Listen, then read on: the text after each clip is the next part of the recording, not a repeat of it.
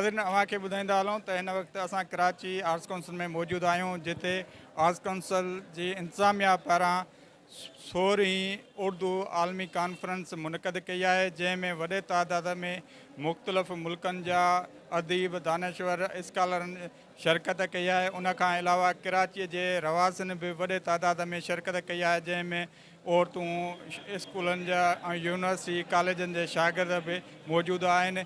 अवां खे ॿुधाईंदा हलूं त हीअ 16वीं उर्दू आलमी कॉन्फ्रेंस जो अफ़्तिताह सिंध जे निगरान वॾे वज़ीर रिटायर्ड जस्टिस मक़बूल बाक़र कई आहे।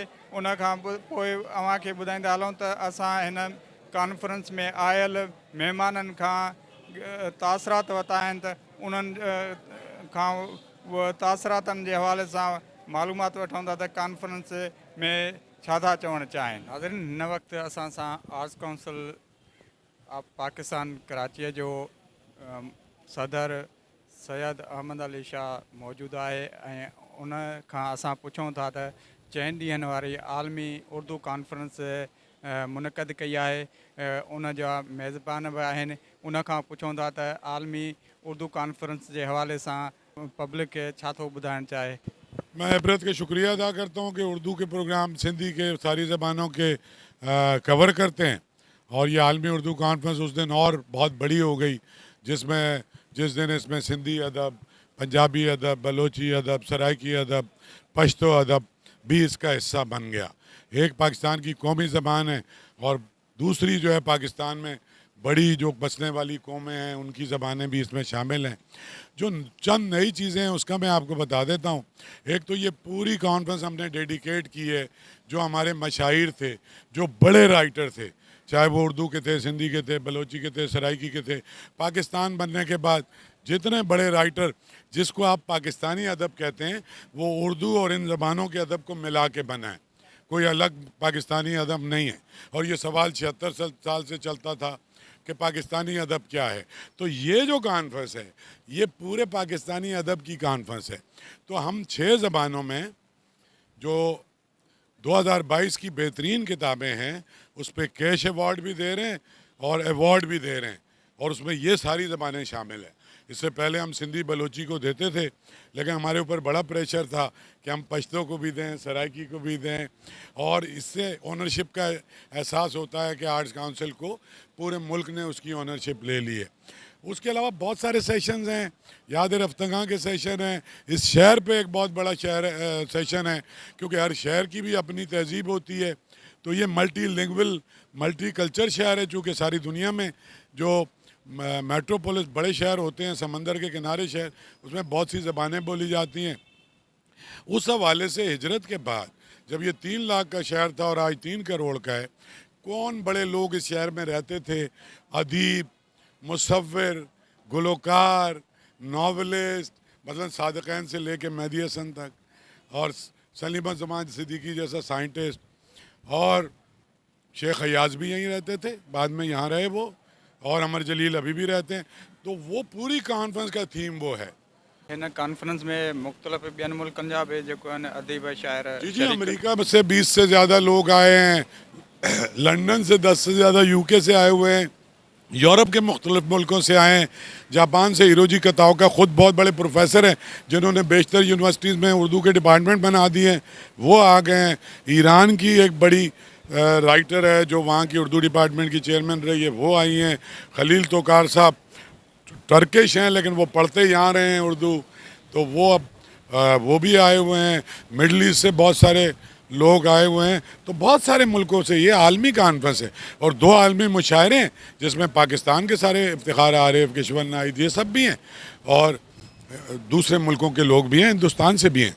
जी देखें, ये इस तरह की जो कॉन्फ्रेंसेस हैं इससे यूथ को, जो तजर्बाकार लोग हैं उनको सीखने का मौका मिलता है। और यहाँ पे अदीब हैं, शायर हैं, मुफक्किर हैं, बहुत से लोग जमा हैं, पूरे मुल्क की क्रीम, बल्कि बैरून मुल्क से जो उर्दू बोलने वाले हैं, लिखने वाले हैं, वो भी जमा हैं। तो उनसे नौजवान नस्ल को सीखने का एक बहुत बड़ा मौका मिलता है। शायद अदरवाइज़ ये मुश्किल होगा, लेकिन ये सारा कुछ कॉन्फ्रेंस अहमद शाह साहब करके सबको बुला लेते हैं, सबको सामने बिठा देते हैं और आप लाइव सब कुछ देख सकते हैं। महिरबानी। एक त ही शहर सिंध जी राजधानी आहे।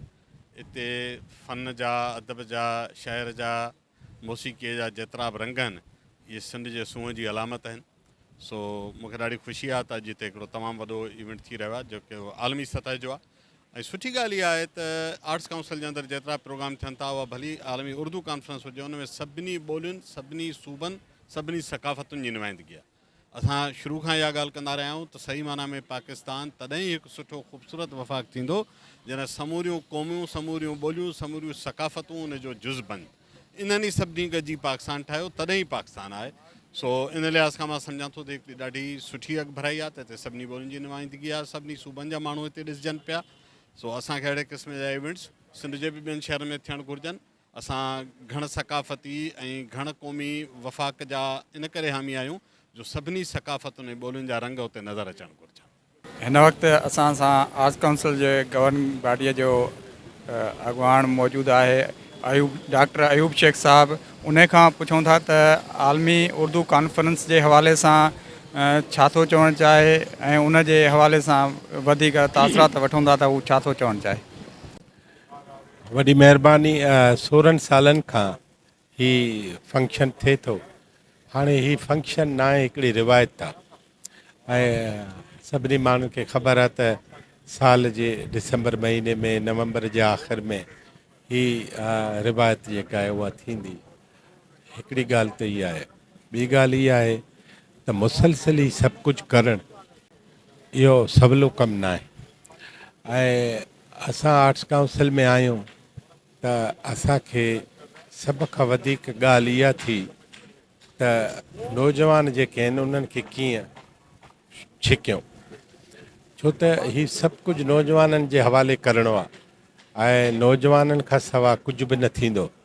पर नौजवाननि खे इहा ख़बर त हुजणु खपे त जेके बि असांजा लेजेंड्स हुआ उन्हनि महिनत केतिरी कई, उन्हनि इल्मु केतिरो हासिलु कयो, उन्हनि पढ़ियो केतिरो, उन्हनि कहिड़नि कहिड़नि हंधनि ते, कहिड़नि सिन्फ़ुनि में, कहिड़नि मैदाननि में वॾा वॾा कम कया ऐं सख़्तु ख़राबु हालतुनि में वॾा वॾा कम करणु अञा वॾो कमु आहे।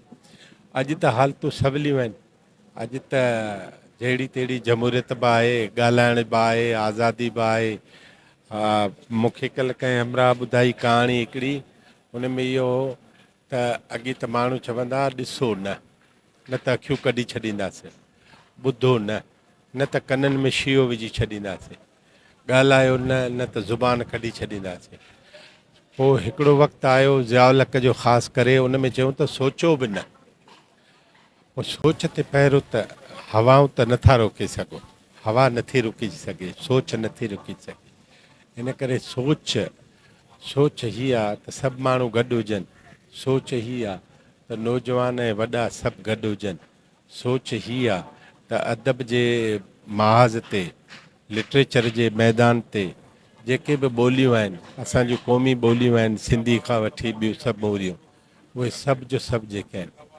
ऐं हिन लिटरेचर फेस्टिवल में जीअं त दुनिया में हिकिड़ी वॾी ज़ुल्म जी बाज़ार गरम आहे ऐं गज़ा जा 15,000 माण्हू जेके आहिनि उहे क़तल थी विया आहिनि। इन करे असां इहो सोचियो आहे त हिन दफ़े असां का बि महफ़िल मौसीक़ी जे बदिरां कवाली कंदासीं। असां इहो सोचियो आहे त शुरूआत ई असां गज़ा जे माण्हुनि सां कंदासीं ऐं इहो ज़रूरी आहे त समूरा माण्हू। मुसीबत इहा आहे त कई माण्हू आहिनि जेके उर्दू अदब जे हवाले सां उन्हनि जो तालुक़ु अहिड़नि हंधनि ऐं ख़ासि करे इंडिया सां आहे जेके हिते नथा अची सघनि। इन करे असांजी मजबूरी इहा आहे त असां टीवी ते ऑनलाइन उन्हनि सां ॻाल्हियूं कंदासीं। पर हिकिड़ी अहम ॻाल्हि हीअ आहे त सिंधी हुजे, उर्दू हुजे, जेके बि अदब आहिनि उन्हनि जे नवनि माण्हुनि खे लेजेंड थियण लाइ तमामु वॾी महिनत करणी पवंदी ऐं उन महिनत खां सवाइ हू कॾहिं बि वॾा माण्हू, वॾा अदीब नथा थी सघनि। देखें, ये 16वीं कॉन्फ्रेंस है और इतनी बड़ी कॉन्फ्रेंस तसलसल के साथ 16 साल से जारी रहना पाकिस्तान जैसे माशरे में, और ये हुकूमतें भी जो इस तरह का तसलसल बरकरार नहीं रख सकी। کانفرنس میں یا کسی ایونٹ میں. تو یہ محمد احمد شاہ صاحب کی جو خدمات ہیں, جو ان کی جدوجہد ہے, جو ایک متحرک ان کا ادب کے ساتھ, آرٹ کے ساتھ جو دلچسپی اور آرٹس کونسل کو ترقی دینے کی ان کی جو ایک کوشش ہے, اور پاکستان کی ساری ثقافتوں کو, ساری زبانوں کو, ساری اکائیوں کو یکجا کرنا, ان میں ایک تناسب پیدا کرنا کی ان کی کوشش ہے, اس کا یہ نتیجہ ہے کہ 16 سال سے تسلسل جاری ہے. اور اس سال کی اردو کانفرنس کو بالکل ڈیفرنٹ سٹائل میں جو ہے وہ ڈیزائن کیا گیا ہے. اور جو 75 سال میں جتنے مشاعرے ادب گزرے ہیں, آرٹ اور فن میں جن لوگوں نے خدمات انجام دی ہیں اس معاشرے میں, پاکستان میں, اس کانفرنس میں ان کو یاد کیا جا رہا ہے. اور یہ بالکل ڈیفرنٹ کانفرنس ہے. یہ ایک کنسسٹنسی کی ایک مثال ہے کہ مسلسل 16 سال سے یہ اردو فیسٹیول ہوتا ہے انٹرنیشنل لیول پہ, اور یہ ایک صحت مند تفریح ہے. اور کراچی جیسے, جو کراچی ایک سمجھ لیں کہ ایک ملک کے برابر ایک شہر ہے, اس میں بہت سارے لوگوں کو جو فنون لطیفہ سے, ادب سے واقف ہیں, اور جو نہیں بھی, اور جو اس قسم کی چیزیں دیکھنا چاہتے ہیں, ان کے لیے ایک بہت ہی اچھی جگہ ہے کہ جو یہاں پر آ کے اور وہ اپنے یہ 3-4 روز کی یہ جو تقریب ہے اس سے بہت کچھ سیکھنے کو ملتا ہے, اور ایک بہت ہی صحت مند تفریح.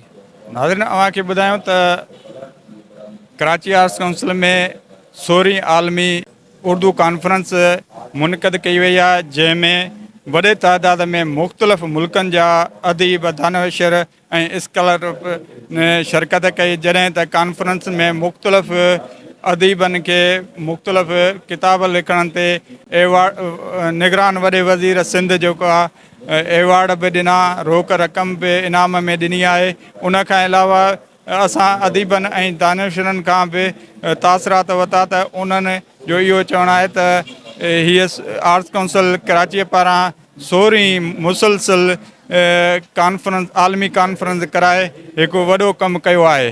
कैमरामैन शेख वकार सां गॾु राहिब गाओ, इबरत न्यूज़, कराची.